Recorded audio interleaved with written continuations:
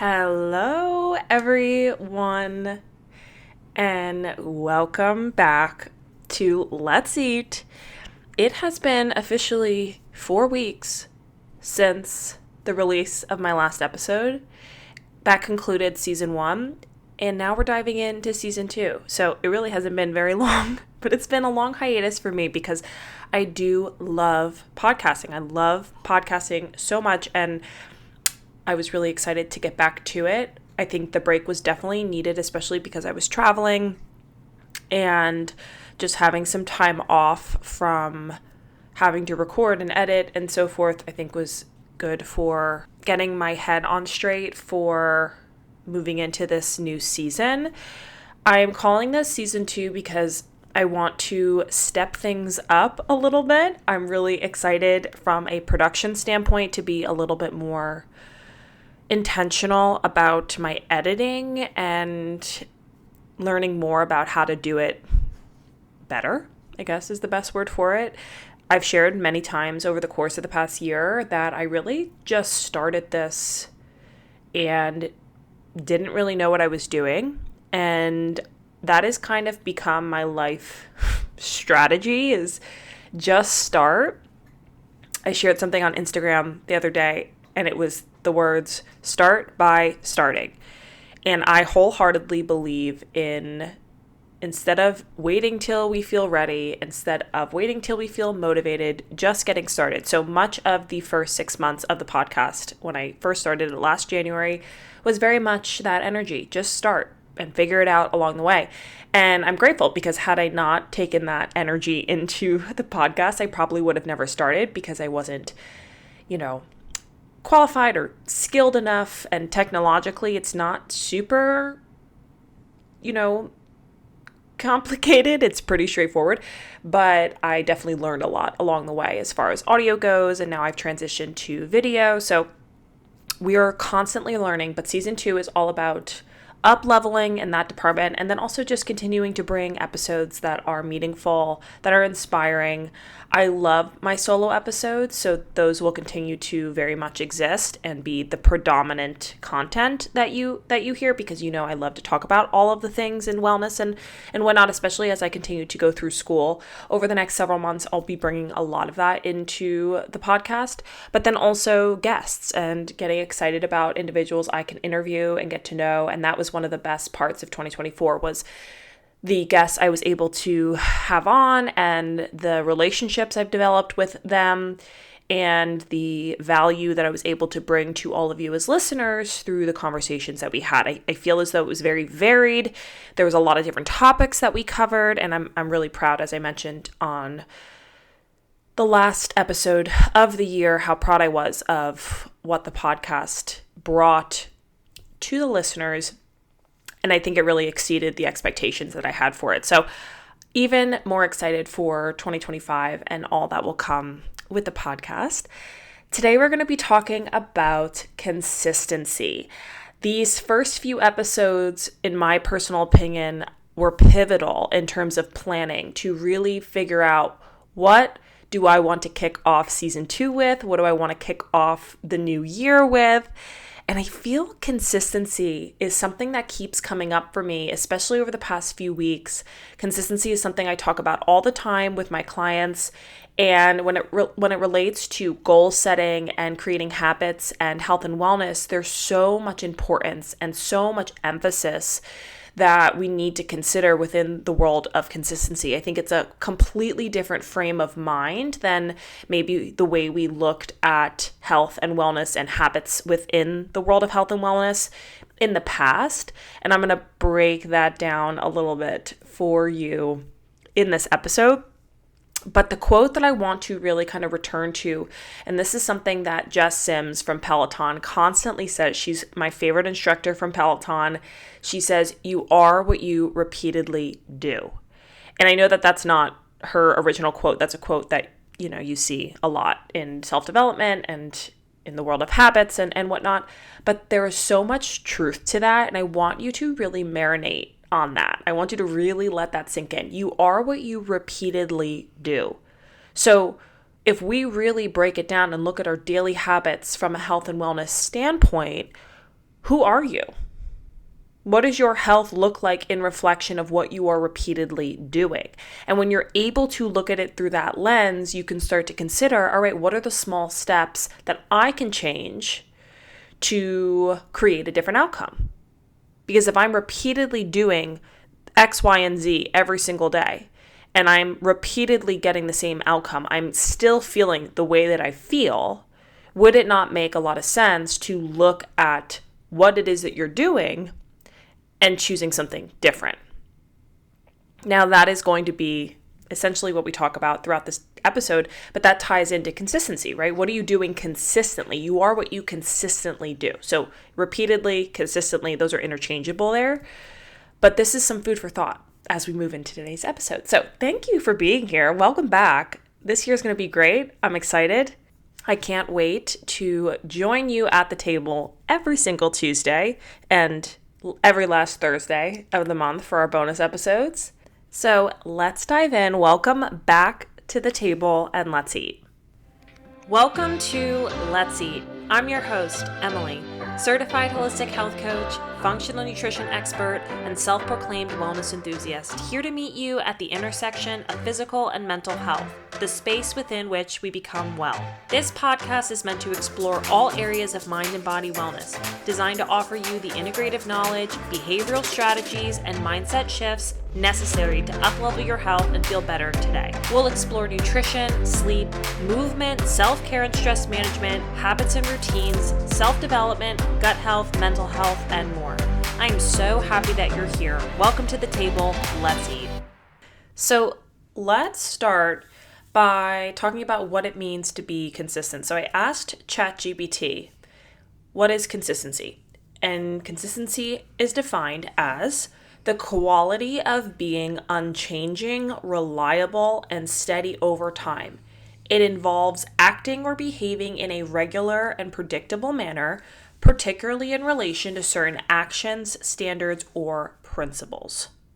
So there are several key words here that I think we can look into: unchanging, reliable, steady, regular, predictable. All of these words contribute to this concept of consistency. Now, when it comes to health and wellness, one of the most powerful things that we can commit to is consistency. And I know you're probably like, okay, yes, Emily, I get that. I know that. But I think that there are varying degrees of consistency, and that's where it really requires us as individuals to look at what does that mean to me in relation to the goal that I have for myself, whether it's nutrition, whether it's exercise, whether it's sleep, whether it's hydration. What does that look like for me in relation to where I am and where I want to go, and in relation to the task or the action or the habit or whatever it is that I'm trying to become consistent with? Now, I think this is where we become tripped up, or this is where the issues unfold. Because when it comes to consistency, I think we set the bar far too high with the expectation that we will continue to be consistent. The first step in creating consistency in whatever it is you want to do in health and wellness is awareness. Now, I probably sound like a broken record, new year, same me, about this gosh darn awareness piece, but you guys know that awareness is the key to self-transformation. So in order for us to really make any kind of change and move forward in a consistent manner with the habits and the routines that we want to implement, we have to know where we're starting. We have to have an awareness. And this is an honest awareness about where we are. So many of us are unrealistic, or we compare ourselves to, 5 years ago when I was in high school, I was running 5 miles every other day and it was great and I was recovering well. So now I'm going to try and start there. But these past several years, maybe you don't run at all. Maybe you have a hard time recovering from a long walk.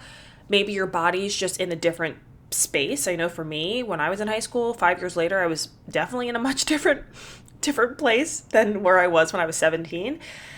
But We have the expectation and we have good intent to be consistent, but we don't have that honest awareness to say, wait a second, but I'm not in that position to just start running the 5 miles every other day. And what happens is very much, similar to what we explored in the New Year's resolutions episode, where we talked about how we get started and we have all of this energy, this motivation, and then whether we miss a day and that kills our vibe, or we hurt ourselves because we're running 5 miles after not running even a mile, for however long. And we get discouraged and we beat ourselves up and we abandon ship typically. Now, this is not only New Year's resolutions related. This is all goals, all health and wellness habits related. And while our intentions are good, we haven't taken the time to almost self-evaluate or self-audit where we are in order to then proceed at that spot. We expect more from ourselves, we fail, and then we decide, well, I can't do this, or this is too hard, or why bother? And then that puts us back at square one, and then we'll try again next year, we'll try again on Monday. When we are at step 1 and we are expecting ourselves to hop to step 50, i.e. run 5 miles, and we wonder why we fail. We wonder why we're not successful. The alternative, when we're looking at it through the lens of consistency, is where am I? Once you practice that self-audit and that self-awareness to determine, to define, to decide, where am I? Where am I starting? And how can I start from there more realistically to start to create momentum, to start to create consistency? And I think what's important here is in the definition, we see consistency refers to the quality of being unchanging, reliable. Reliable meaning I can rely on the fact that I can do 10 minutes of running every other day for the next 3 weeks. I know I can rely on that. And 2 things happen here. First, a habit is established. A habit is established. When we are reinforcing one behavior over the course of time, and we're also getting that sense of accomplishment from it, that's a dopamine hit. When we're positively reinforcing something, this is no different than giving a toddler, or I guess maybe not a toddler, maybe like a 5-year-old, 6-year-old, a gold star or a piece of candy or whatever the case is when they do their chores or when they get a good grade or whatever the case is, right? This is no different. We are all reinforced, and we have this innate reward system where we seek out that positive reinforcement. That's why at any age, getting, setting a goal and rewarding ourselves on the other side of that goal is actually very effective, as simplistic as it is. Maybe as an adult, it's not a gold star. For me, it's like a facial or a massage or something, but it's still effective. So 2 things, you're creating the habit and you're positively reinforcing the behavior. If you continue to, negatively reinforce the behavior, if that's the right, I always get it confused because I remember learning in psychology, positive reinforcement, negative reinforcement, and then there's punishment. I should know all this. I have a bachelor's degree in psychology, but I don't remember it.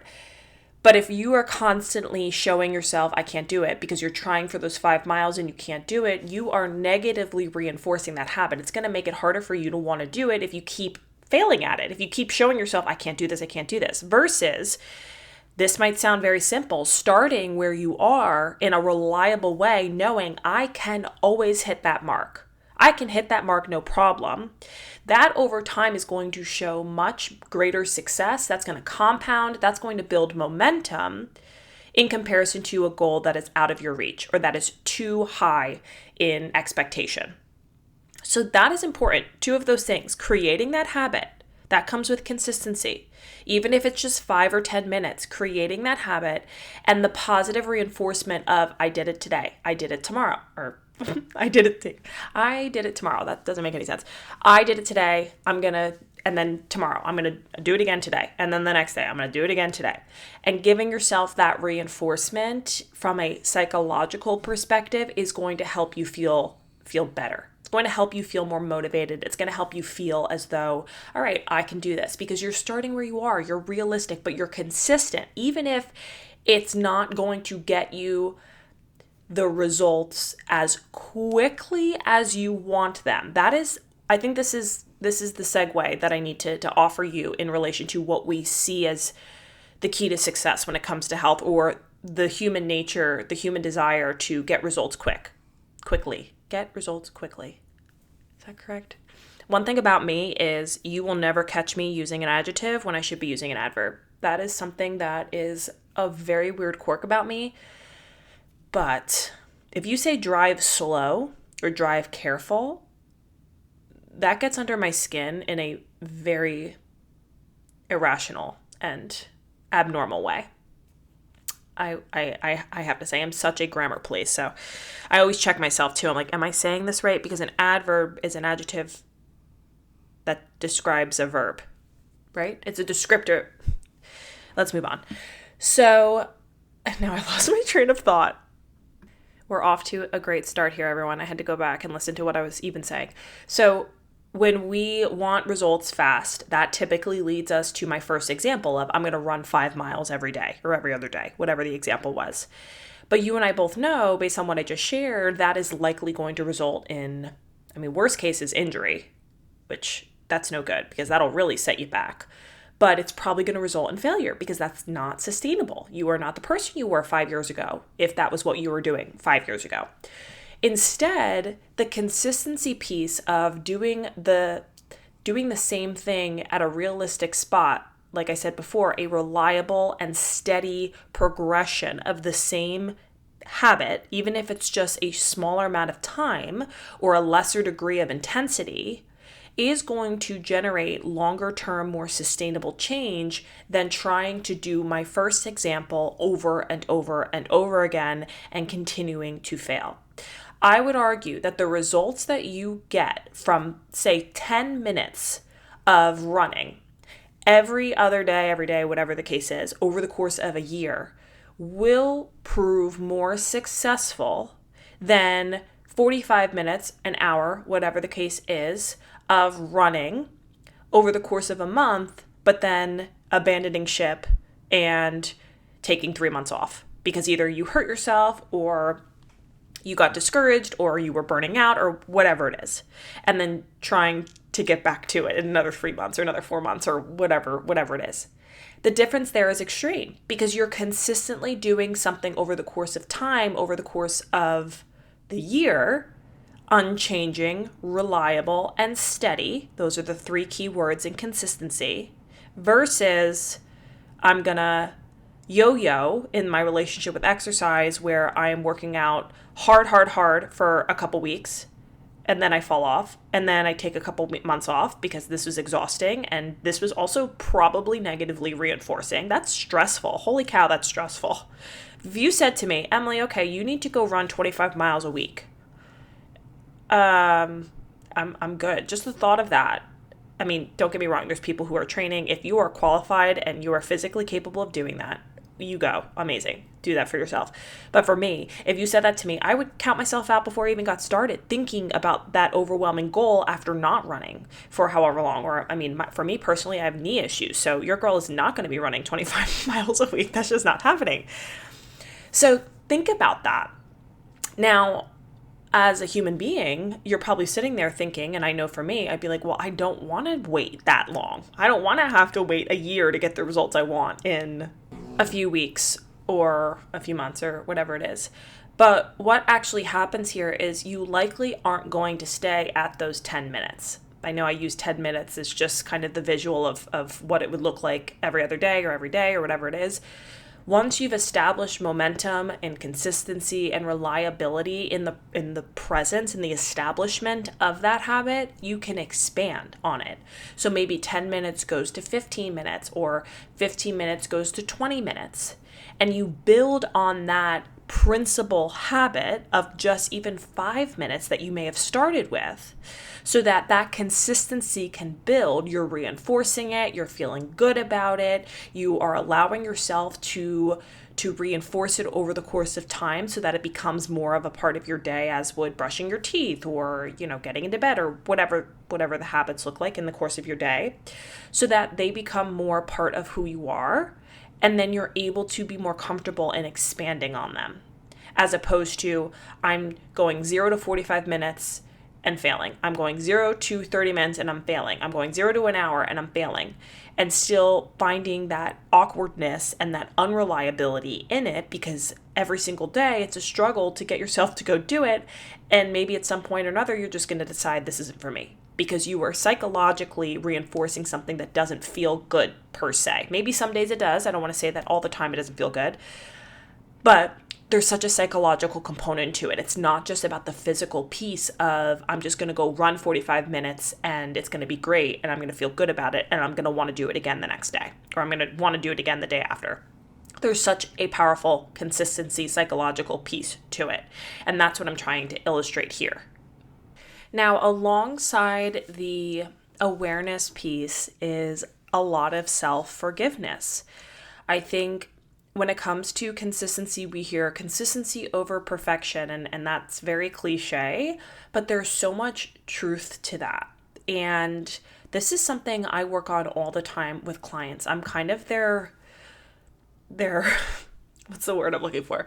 I'm kind of their rationality in the midst of emotion, which in the midst of emotion, it can be really hard to see something rationally.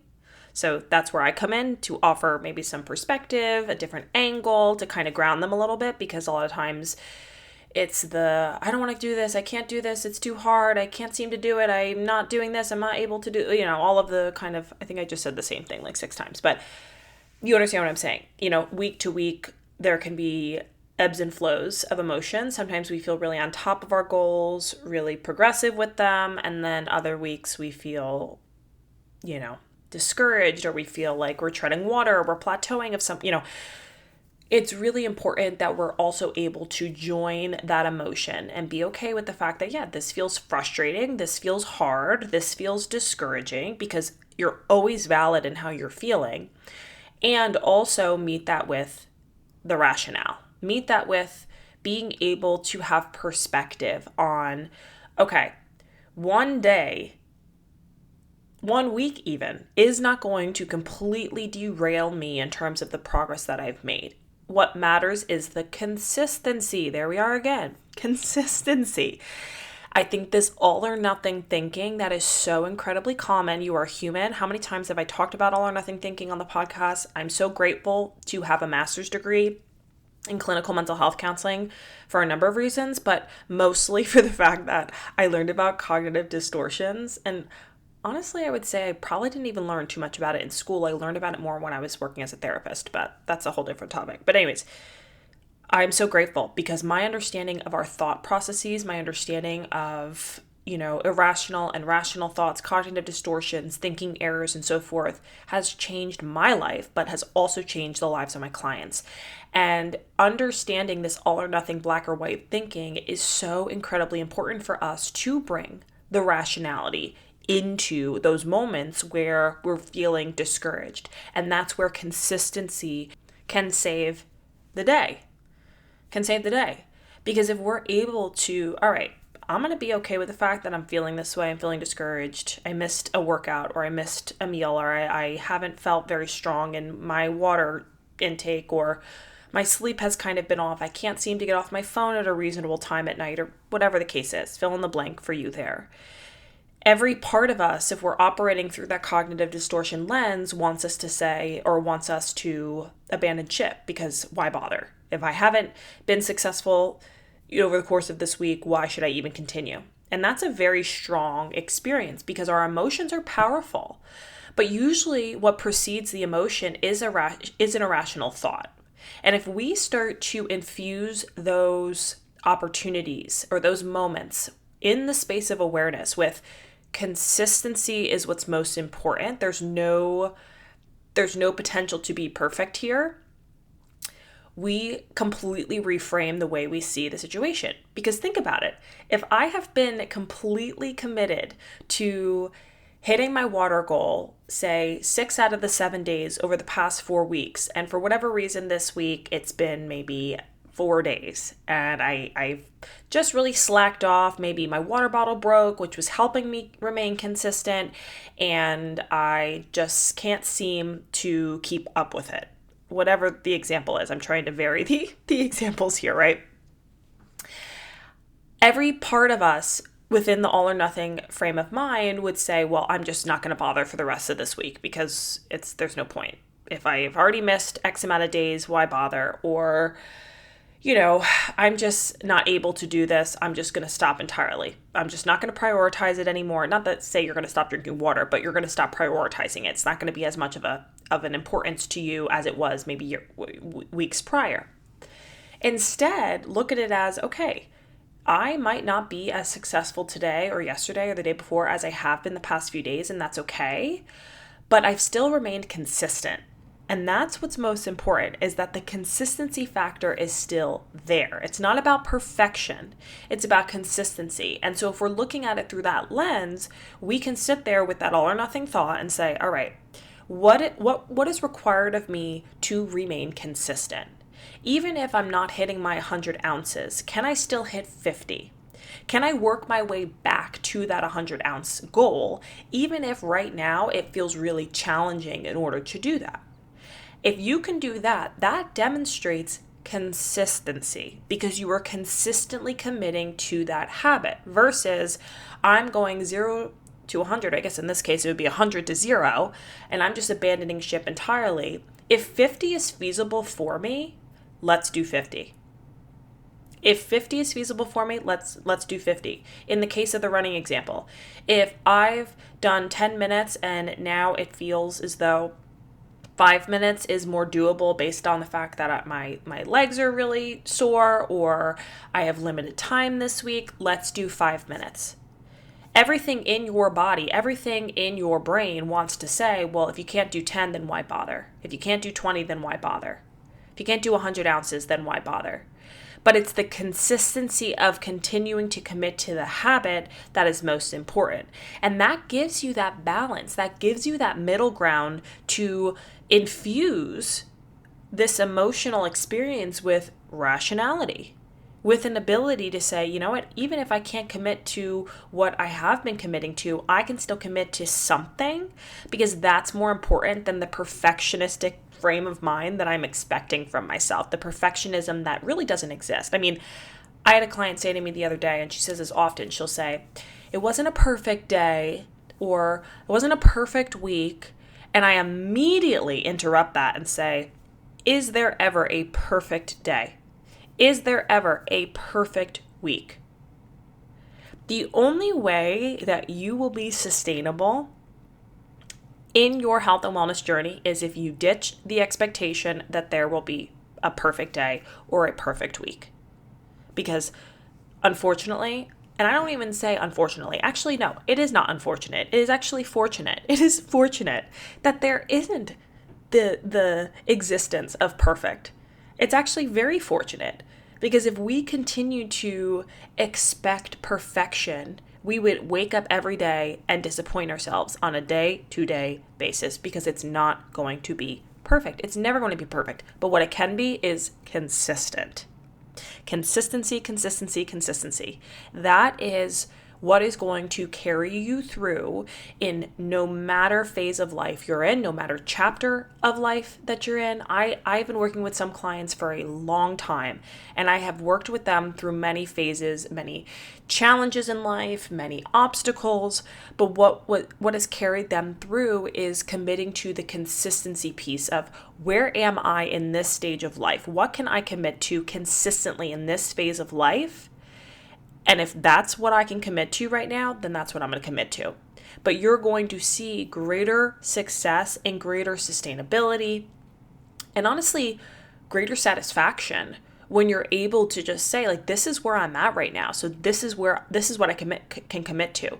Now, there does require that voice of reason sometimes, and even maybe a little tough love from me when it comes to my clients. If I know that they're cheating themselves of what they can commit to, I give them the authority to define that for themselves, but then I might also kind of kick things up a notch, or I might tweak it a little just because I know that they can do more. And that's not, unrealistic for me to expect that from them. I just know, let's try for this. Let's see how it goes. And then we obviously regroup and we, explore it and we see how it goes. But that is going to be your very best asset moving through your health journey, whether you're starting from day one when listening to this episode, or you've been on a journey, or you've fallen short and now you're feeling discouraged, especially this time of year when New Year's resolutions tend to be at their all-time high and peak around this time. And moving into February, it can be kind of hard to continue to keep that momentum. What I want you to focus on is consistency and define that. And that requires, like I said before, that requires a lot of honesty with ourselves. That requires so much honesty and awareness to take a look and evaluate and analyze, where am I in the midst of this goal? And don't set yourself up to expect perfection, because we know on the other side of that is disappointment, is failure. It's not going to allow you that freedom and that flexibility to build and to grow and to develop the habit that needs to be there so that you can see this for the remainder of the year. You can see this for years to come. And that's why consistency is so important. I think another part of the consistency piece is going into it knowing that it's about consistently creating the habit as opposed to focusing on the goal. There's nothing wrong with being motivated by a goal, and there's nothing wrong with having our sights set on a goal, but I think we become too fixated on it that we become impatient, and we don't want that delayed gratification. And I think instead, if we just focus on, I'm just going to focus on reinforcing and creating the habits, that will allow you to then be patient with the process of getting to the goal whenever that might be. Because I think if after 6 weeks, we're not seeing the progress that we wanted, that can obviously be very discouraging. But if we allow ourselves to be flexible and adapt to the fact that, all right, maybe this is going to take a little longer, or maybe I need to rewire what I am committed to. Am I expecting too much? Am I expecting too little? But really being patient with that process is, I think, the most valuable part. Like, trust the process. Yeah, trust the process. Trust it. But don't become too overly fixated on the goal that the process becomes something you're impatient with or you become resentful of. Enjoy the process. Be with the process. Grow with it. I think too, alongside that, like I used the word before, adaptation. That's really important too when it comes to consistency. Like I had said, if I can do 10 minutes, January, February, March, I'm committed to 10 minutes 5 times a week. And then maybe come April, I get super swamped at work or something happens in the family or whatever the case is, and I have to pull back and just do 5 minutes. That is absolutely okay. And that is not in any capacity a setback. I think that's what people would like to qualify that as, is this is a setback. But if you're focused on, well, the habit's still there, I'm still consistently committed to doing this behavior, this action, this habit, whatever the case is, I would argue that is still progress. That is still progress because you are still consistent. And that's where you're focused on the process. The process is still unfolding. If you abandon ship and don't do anything at all, then the process has halted. Right? The process is halted. We are not taking action. We're not making moves. But if you're going from 10 minutes to 5 minutes because that's what works best for you and that's what allows you to be consistent, here I am again, consistent, then that is more valuable than, well, if I can't do 10, then I must not do anything at all. I know this is such a simple example, but sometimes that does look like that. Sometimes it is just 10 minutes. I mean, I can't tell you how many times I've told clients, okay, just get 10 minutes of movement in. At some point, I just worked on this yesterday with a client, or Monday. Just get in 10 minutes of movement at some point this week, 5 minutes in the morning, 5 minutes at night, whatever that looks like. And it's just about reinforcing that. Like I said in the beginning, reinforcement is so valuable.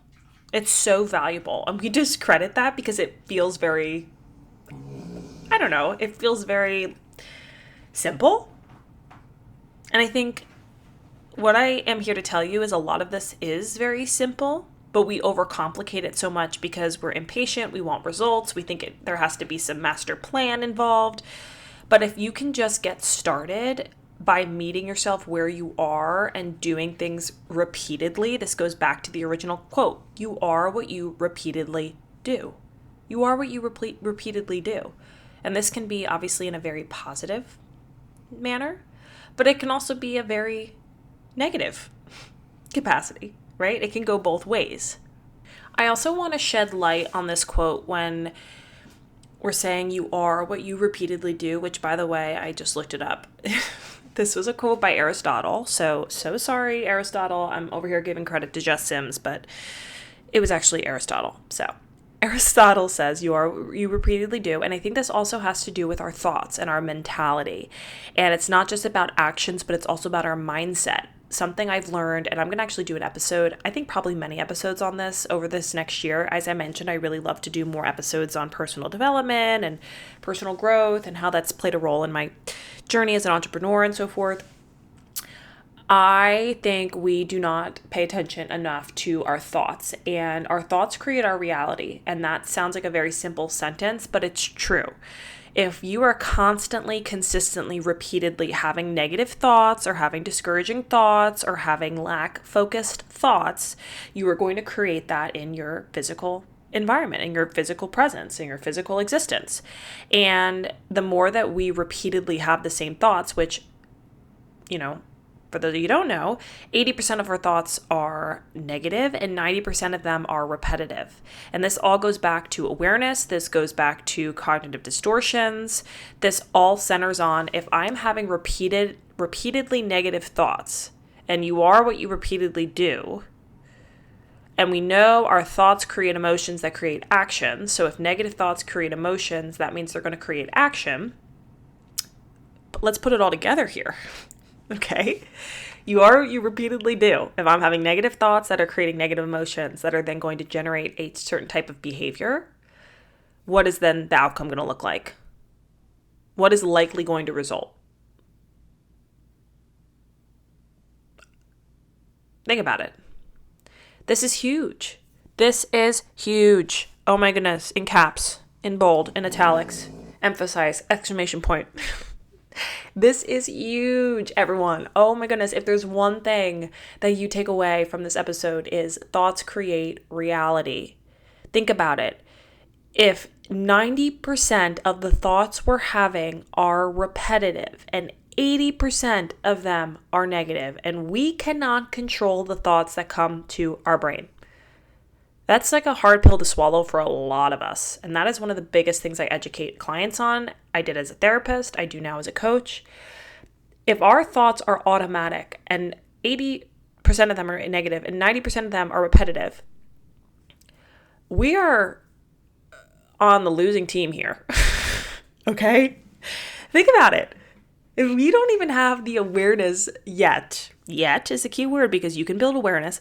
If you don't have that awareness to recognize when thoughts are negatively impacting us and they're making us feel a certain way, and then we're acting in a certain way, and a lot of them are repetitive, and a lot of them are actually, on autopilot. We have repeated thoughts over the course of many years that have developed, and we've strengthened those neural circuits, and we've created these pathways that are strong and that are predominant. Then our actions are going to reflect accordingly. So it takes, once again, awareness, and this can be done, I think awareness is pretty, awareness, what does that even mean? Awareness through journaling, through meditation, through just space. Just space.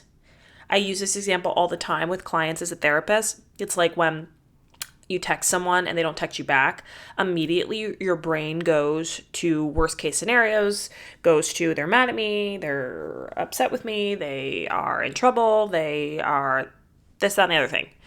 Now, someone who might not be anxious might be like, what? No, I don't feel that way. Okay, so if you're not an anxious person, then you might not feel this is relevant, but there's other examples I could offer. But if we, what's called check the facts, which is from dialectical behavior therapy, we have no evidence to say that this person is angry at me. We have no evidence to say that they're upset with me. Maybe they're in the shower. Maybe they're at work. Maybe they're not near their phone. I mean, especially in today's day and age, we expect text back like in a matter of an instant, which I think is a problem in and of itself. But think about it. When we have these thoughts, that's going to generate how we feel, and then it's going to impact our choices thereafter. And I know that this is a more emotional example, but it goes the same for any kind of wellness goal. If we're having negative thoughts about our potential to execute a certain habit, to achieve a certain goal, that's going to impact our ability to do it. Mindset married with behavioral change is key. And if we're repeatedly having these negative thoughts about making some sort of change, it's going to reflect in our capability. So not only is consistency so valuable from a behavioral standpoint, consistency is incredibly important from a mindset perspective. And that is such a granular practice that we all need to be better aware of. Because if we allow these automatic irrational thoughts to continue to persist and continue to be the driving forces behind our actions, then we will never get to where we want to be. Because that's consistency in a negative way. That is repetitive negative thinking that is going to sabotage and derail us time and time again. And that's why so much of my foundation as a coach in my work is rooted, and I guess foundation is not the right word, philosophy is better. Philosophy is the marriage of behavioral change and mindset. This is the mind-body connection. And the second that I started implementing this and started talking about this, I swear to God, it was like a moment of like, this is what I'm meant to do. This is what I'm meant to do. This is why I have a master's degree that I'm not really actively using. This is why I'm doing what I'm doing in a physical way with my clients from a nutrition, lifestyle, so forth. This is why the path led me the way that it has led me in this life, because I was meant to stumble upon this absolutely transformational concept to then share it with others. How our mindset and behavioral change, the mind and the body together, can change our lives. And it's only through the marriage of those two things that will allow us to make a change. So consider this from the consistency standpoint, how we're consistently having these negative thoughts and how that's driving our behavior. You are what you repeatedly do. You are what you repeatedly think. This manifests and reflects in a number of different ways. There's so many different meanings of you are what you repeatedly do. And I'm trying to really showcase that so that you can better conceptualize, how does this resonate with me? Maybe the first half of this episode resonated more with you as it relates to this concept of creating realistic, steady, reliable habits over the course of time to create the habit, to generate that reinforcement, to start to identify with a person who does run, 10 minutes every day, and then growing that to 15 minutes, or maybe even bringing that to 11 minutes, 12 minutes, whatever that might look like. So that's one piece to this puzzle. What I would argue, more elevated piece to this puzzle, but the most important alongside the first piece, is the mindset piece. And being aware of how valuable and how much of an influence that has on who we are and who we become and the goals we have for ourselves. Consistency in that regard is important. The more we can interrupt, that I love that word. I love that word when it comes to these thoughts. Awareness is the key to self-transformation. If we can build awareness around what our thoughts look like and how, I'm having that thought again. This is coming up for me again. I knew this was going to happen, right? The more that we can start to bring attention to them, especially around any kind of habit that we have set forth for ourselves, and we can interrupt that thought and reframe it, replace it, neutralize it a bit, the more that we do that over time. And think about, let me just say this, let me interrupt my point here. Hopefully I don't lose it. Let me interrupt my point here to say, think about how microscopic that is. Think about how microscopic, and that's why I think a lot of people kind of dismiss this or don't consider this because it feels so microscopic. It feels so insignificant. But it's through repetition of these interruptions that allow you to start to prune. That is the proper neuroplasticity term that I'm going to use here. Prune the neural pathways that have strengthened that negative thought or rational thought, and then start to strengthen the neural pathway that says otherwise. The reframed thought, the replaced thought of I can't to I can. The it's too hard to it's challenging and I get better every day. That's a dialectic. It feels like two opposites, like it's hard and I get better. It feels kind of conflicting, but those can exist at the same time. So it does feel very granular, doesn't it? Because it requires us on a very cognitive level to be more aware of the thoughts. But these are the foundations that you're laying in order to be successful with something. And it's amazing how much of an influence our thoughts have on our capability, on our ability to commit to something. It is the biggest roadblock that we're not taught about. Most of us don't know about, don't realize we're doing it. But if you really conceptualize this and say and look at, if you are what you repeatedly do, if you are what you repeatedly think, then you are what your thoughts say. You are what you're doing. And if you don't want to do that anymore, it requires you to look at what is driving those actions. Whew, I need to take a breath. Holy cow. What a concept. What a concept. So after I've just taken a couple deep breaths, that mic drop, I had really no plans in preparation for this episode. I wanted to go in and just chit chat with you about what comes to mind when it comes to consistency. But I'm telling you, moving into this new year, I hope that you really consider all of this. Consistency and repeated effort compounds over time. No matter what it looks like, no matter if it feels insignificant, if it feels, so little, it's better that you're showing up every day in whatever capacity that looks like and giving the best you can with where you are, meeting yourself where you are and taking an inch, than showing up every day and, expecting perfection or expecting you to go 0 to 100 and then continually falling short or abandoning ship because it's too hard. It's, burning you out. It's causing injury. It's overwhelming. It's anxiety inducing, whatever the case is. Repeated action, consistency will transform you. You are what you repeatedly do. So create that for yourself. I think that's the biggest piece that I can leave you with is create consistency for yourself in whatever it is that you're looking to do. Because repeated effort, like I said, it compounds over time, positively reinforcing the habits that are going to lead you to the goal that you have for yourself, even if it takes time, is more sustainable and is more realistic than setting the bar high, thinking that's where you need to start or that's where the greatest results are going to come from, and then falling down and never getting back up or taking a long while to get back up, as opposed to I'm going to be okay with the fact that 10 minutes, I know I keep using that example, but I think that's probably the best way for me to kind of drive this point home. I'm going to be okay with 10 minutes because over time, 10 minutes will reinforce the habit, will make me feel more confident in my ability to achieve a goal, even if it's just 10 minutes. And then as you gradually progress and 10 minutes becomes the habit, make it 12 minutes, make it 15 minutes.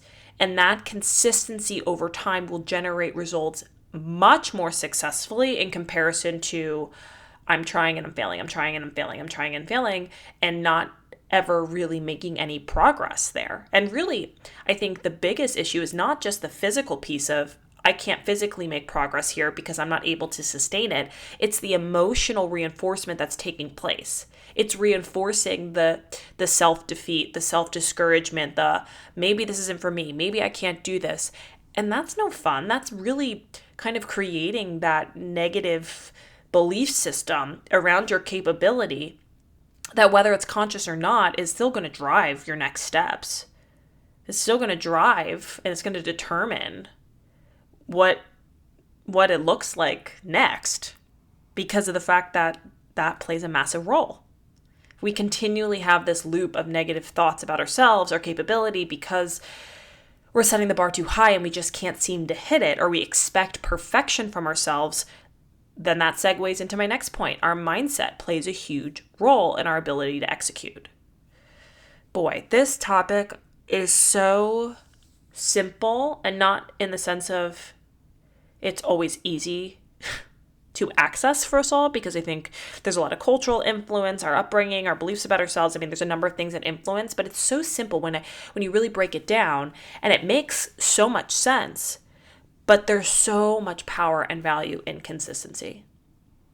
There's so much power and value in consistency. So I hope that this very first episode of Let's Eat Season 2 has brought you excitement, has brought you empowerment, has given you something to think about, especially in relation to goals that you have for yourself.